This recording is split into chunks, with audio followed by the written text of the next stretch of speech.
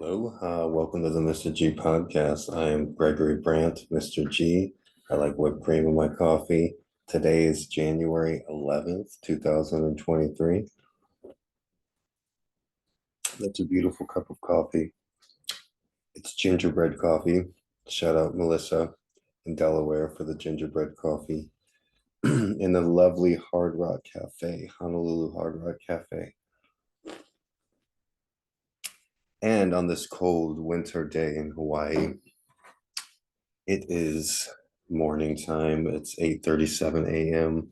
and it's one of the coolest days in Hawaii, I gotta say, in the last couple years. I think it got down to 61, 62 degrees in town in Honolulu, which is nothing compared to the blizzard hitting the Midwest today and tomorrow. The high in Denver on Saturday, tomorrow, is 11 degrees. On Monday, the high in Denver is 6 degrees. And it's even colder in Michigan and Wisconsin, where they're expecting over a foot of snow. So I cannot complain. One of the reasons why I moved to Hawaii, one of the reasons why I've been here, this is my 11th year in Hawaii, is because of the weather. This time of year, there's very few places you can go in the United States where it's not cold. You have Hawaii and South Florida. That's about it. It was warm in Texas as it is before cold fronts. I grew up in Texas and it was warm in Texas. I noticed for the past few days, maybe a high of 70, 75 degrees, sunny skies. But then it changes so quickly and it's going to be very cold. It is warm in Texas, especially in the summer. In summers, it's straight hot. You have, sometimes 3 months of 100 degrees plus weather of scorching sun in Texas during the summer. But as far as South Texas, where I'm from, San Antonio and Austin, it freezes about 30 to 40 nights a year. And those are too many for me. I don't like cold weather at all. And so that's one reason why I've been in Hawaii so long, and I don't plan on leaving the latitudes near the equator personally. So I feel for all the people out there, but at least you're in the United States and you're in a safe country. There's wars going on throughout the world right now. Some big news today, Biden decided to bomb Yemen without Congress's approval. That seems like something that's been going on with presidents recently. I think Donald Trump was guilty of that, and Barack Obama was definitely guilty. These secret wars the United States have been involved in for decades. Our secret wars used to be secret. What happened, guys? Now everybody knows. But look what they're doing to Julian Assange, the United States government, the British government, and the only government protecting him is the Russian government. Can you believe that? Just because he's unveiling corrupt activities of government officials, and the government owns the media. And in other countries like North Korea and Russia, and China, they don't hide the fact that it's a government-owned media. But in the United States, it's a little more subtle, I guess. So yeah, Biden is bombing Yemen. There's another war that the United States is involved in, as well as the proxy war going on in Israel and Gaza, and the proxy war going on in the Ukraine. American tax money is going to fund wars that Americans do not support. With that being said, we have the United States election coming up, 2024. It's going to be an interesting year. The powers that be, some of the powers that be, they want to do everything they can to see Donald Trump not in the office. So even if you don't support Donald Trump, I think it's become bigger than Donald Trump. It's more about freedom of speech and American democracy. You should not have the right to imprison your political opponents, regardless. You should not have the right to silence silence any type of speech, whether you disagree with that speech or not. And those are the two main issues at stake here in this election. So I don't know what's going to happen. Nobody knows what's going to happen. There's probably going to be assassination attempts on Donald Trump. The election is in November, so it's less than a year away. And the first caucus is in Iowa 1 week from today, if I'm not mistaken. So things are going to get started pretty quickly, and it's one of the most bizarre. One reason why I like politics is because it's a circus act, and this is the biggest circus act since 1972. Hunter S. Thompson wrote a great book on the campaign trail of 1972, and if he was alive today, he'd be rolling in his grave. This is insane what is happening with this election. You can't really even tell who the front runners is. On the last podcast, I went over the Vegas odds. So if you want to know the truth, follow the money. And apparently, Donald Trump is the favorite to win the presidency. Joe Biden is in second, but then you have people like Michelle Obama and all these other people. The news today is, or the buzz around YouTube and social media is who is going to be Donald Trump's running mate. But the vice president, that doesn't come till way further down the line. But it is interesting to think about, and people have suggested RFK, Robert F. Kennedy, and I think that would be great for Donald Trump. He did a town hall recently, and I saw some commentators on the left even have to tip their hat to Donald Trump. They said, oh wow, he was actually very calm and collective, and he seemed more presidential than he ever has before. And these were people on the left that do not support Donald Trump. And I did not see the town hall, but I just watched the reviews. I can't be asked. But apparently he has taken it down a notch. And I think having a Democratic vice president would be a great appeal to the other side. And I actually support Vivek, and Vivek is fifth right now in the Vegas odds. I believe he's like 20 to 1 odds to win the presidency, and he's the youngest candidate. And so a lot of times you have a president, an older president that picks a younger candidate, which makes sense in case something happens to the president. And Vivek and Donald Trump have a lot of the same ideas, and they're very bold and outspoken. But if he wants to, guarantee victory, it's probably better to go with Robert F. Kennedy. Vivek doesn't seem like he's going to not get out of politics. I think he will be president one day, just not in 2024. And as Patrick Bet David said the other day, this is going to be the last election where the mainstream media, the legacy media, has any say so. The 2024 election, that's it. They're going to have a little bit of push here, a little bit of play, a little bit of cards to play the mainstream media, but not many. And in 2028, it's going to be all podcasts. It's going to be all independent journalists. And even now, the people that are getting cable is less and less. In 2020, it was 30% of households had cable. In 2021, 29% of households had cable. 2022, 27% of households have cable. And that keeps on going down. There are streaming services, and cable is trying to, connect with this streaming services to make a bundle package. And they're also, doing, cellular service. And it's tempting if you're, if you have like home internet that's usually done by the cable company, and it's these huge companies that they see where they see where the future holds, and they're trying to stay relevant, which they are doing with streaming services and a bunch of other things. The one thing that cable is keeping cable alive is cable news, because a lot of older people feel connected to these talking heads on CNN and MSNBC and Fox News. And they come home from their jobs because more older people are working now than ever before. People in their 70s and 80s are still working, and they're not just Walmart greeters. They have all kinds of jobs, but they come home from work, and a lot of them, their kids are growing up and out of the house, and they feed the dogs, they feed the cats, they turn on the television because that's comfortable, and then they see the familiar face because humans like familiarity, and they listen and they agree and they want to agree, and they want everything that they say to agree with their previous mindset to begin with. So, cable news and sports as well. Sports is keeping cable alive as well. And you say, what is with you, Mr. G? Do you like sports? Or do you not like sports? You talk trash about people that watch sports, but then you also talk about sports. Yes, I like sports, but I like sports for different reasons, and I don't generally like the people that like sports as well.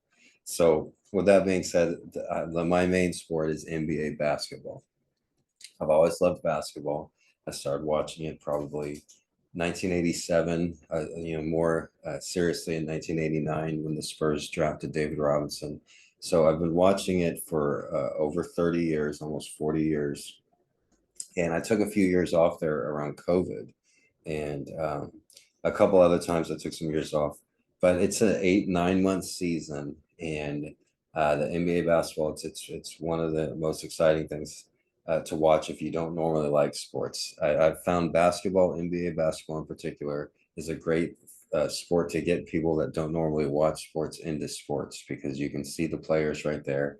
It's fast paced, it's exciting. They're playing above like the rim in the sky. There's lots of things going on. The announcers make it great with the fans right there on the court, close to the court. That makes it exciting as well. The hottest ticket is still, Madison Square Garden in New York City or Staples Center in LA. And those are the most expensive seats, the most expensive tickets because you're right there, you're on camera. And so that's why Hollywood goes to the Lakers games. That's why Hollywood on the East Coast the famous celebrities go to the Knicks games.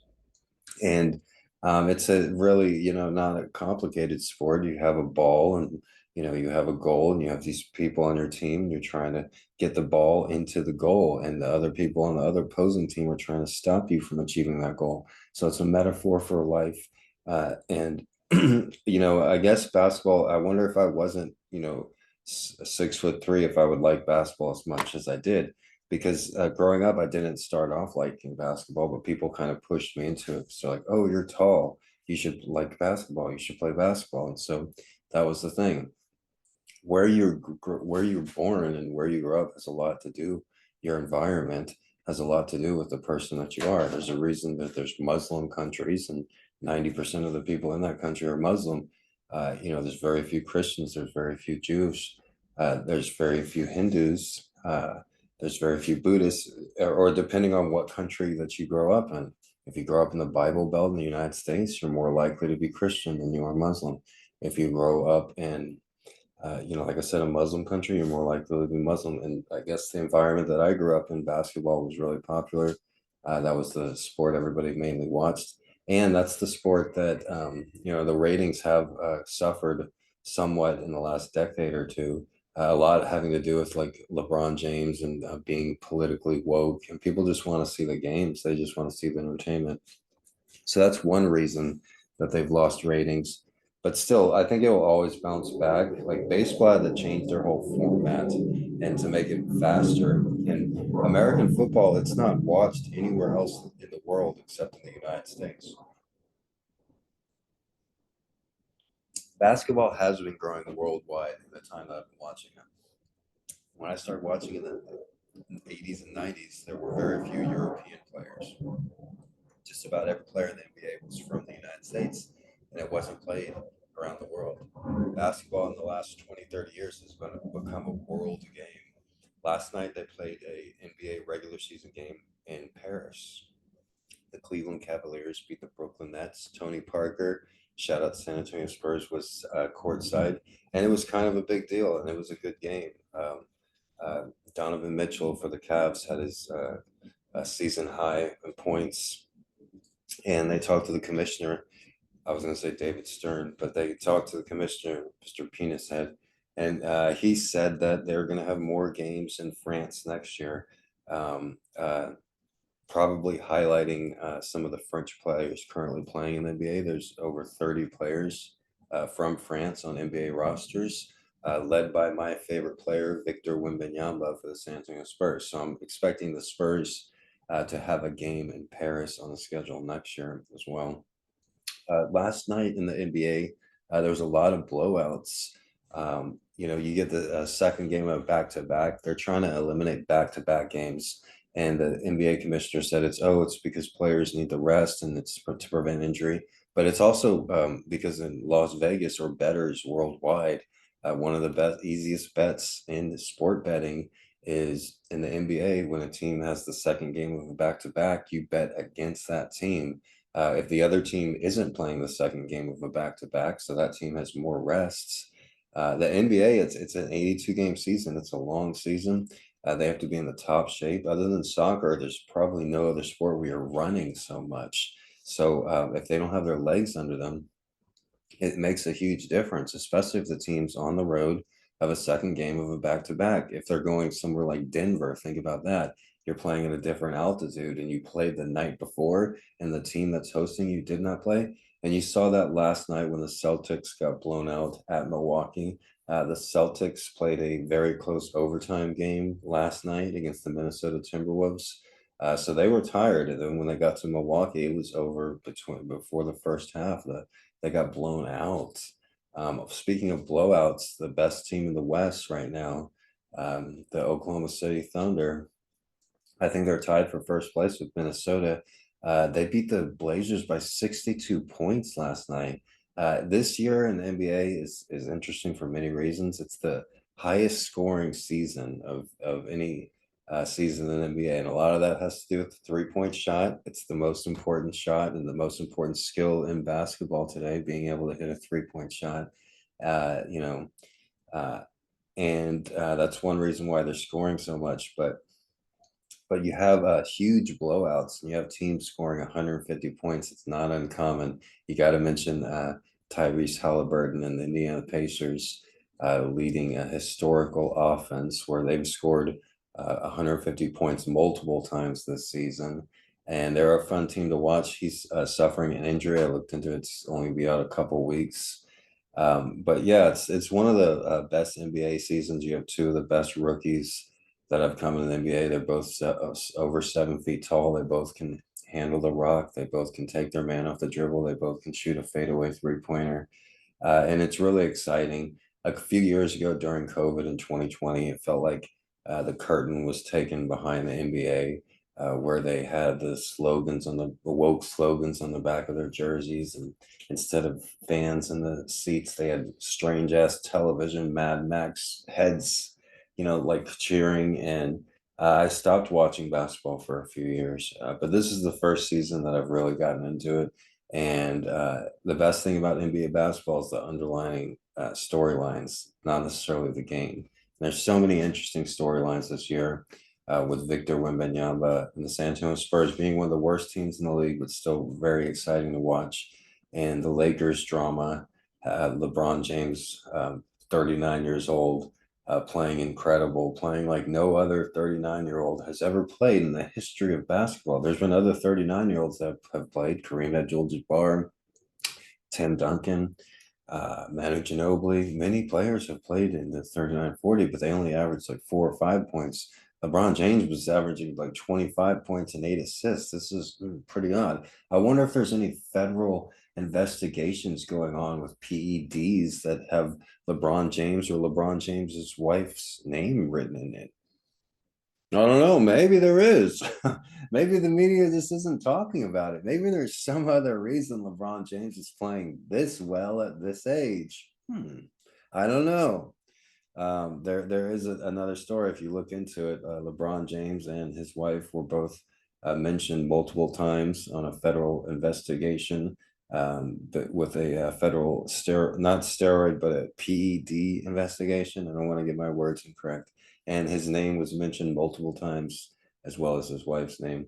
And something is up there. It's not like LeBron James is that much better than everybody else. It's not like every other human is right here. LeBron James is right up here. If you look at LeBron James throughout his career, he's required special treatment for the last 20 years, unlike any other NBA player before. And so it does not skirt my mind to think that he's using some sort of special treatment.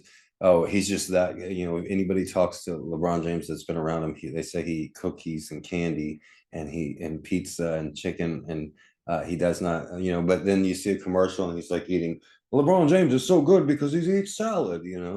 And if you read this book, The Whore of Akron, it says it's written by a former Cleveland sports journalist that was chased out of the town, basically. But it's a very interesting book that describes somebody that had first access knowledge to LeBron James, and I believe it's probably banned in most bookstores because everything is owned by a few corporations and that, and LeBron James works for the powers that be. So with that being said, I hope you enjoyed today's podcast, the Mr. G Hawaii podcast. It's available wherever you listen to podcasts: Apple Podcasts, Amazon Podcasts, Audacity Podcasts, Spotify Podcasts, and full episodes of the Mr. G Hawaii Gregory Brandt podcasts are uploaded in their entirety on Twitter at twitter.com/Gregory Brandt and on YouTube at youtube.com/Gregory Brandt. Thank you for listening and have a nice day. Have a wonderful day. Aloha Friday here in Honolulu. Shoots.